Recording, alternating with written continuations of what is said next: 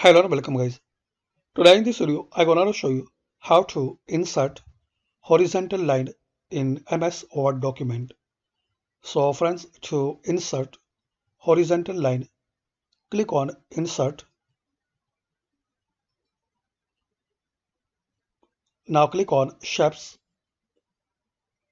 and select line. Now press shift key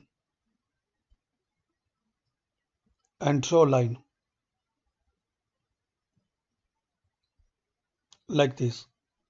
And you can customize this line by double click on it.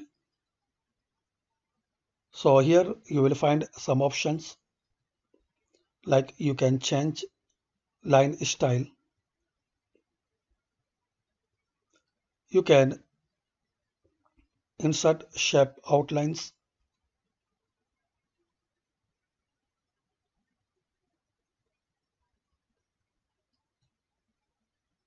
You can add some effect.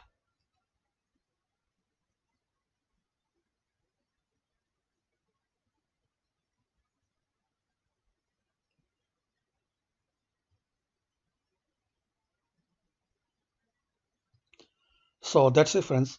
By this easy and simple method, we can insert horizontal line in MS Word document.